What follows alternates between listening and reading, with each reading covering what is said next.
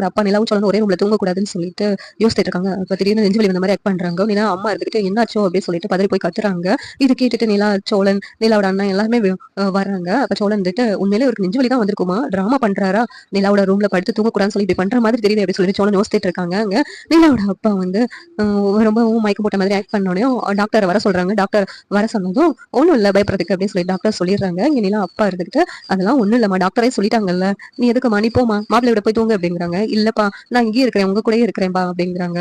ஒருவேளை நீ வந்ததுனால சந்தோஷம் அதிகமாகி இப்படி அடிச்சு ஒண்ணுமாமா, நீ என் கூடவே இருக்கிறியாமா என்ன அப்படி சொல்லிட்டு நிலாட அப்பா சொல்றாங்க. உடனேவும் சரிங்கப்பா நான் இங்கேயே நான் உங்க கூடயே தூங்குறேப்பா அப்படி சொல்லிட்டு நிலா சொல்லிக்கிட்டு இருக்காங்க.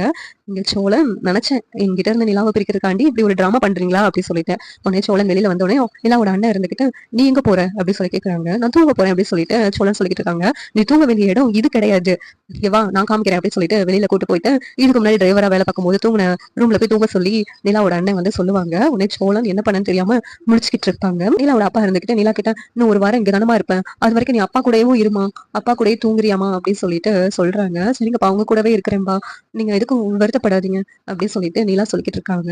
நான் எதுக்குமா வருத்தப்பட போறேன், நீ என் கூட இருந்தேன்னா அப்படின்னு சொல்லிட்டு நிலாவோட அப்பா சொல்லிக்கிட்டு இருக்காங்க. அந்த நேரத்துல அவங்க அம்மா இருந்துகிட்டு இங்க பாரு அப்பா எவ்வளவு உன் மேல பாசம் வச்சிருந்தா சந்தோஷத்துல இப்படி ஆயிருந்திருக்கும், இனிமேலும் நீ அந்த வீட்டுக்கு போகணும்னு நினைக்கிறியா, நீ பேசாம இங்கே இருந்துட வேண்டியதானே அப்படி சொல்றாங்க.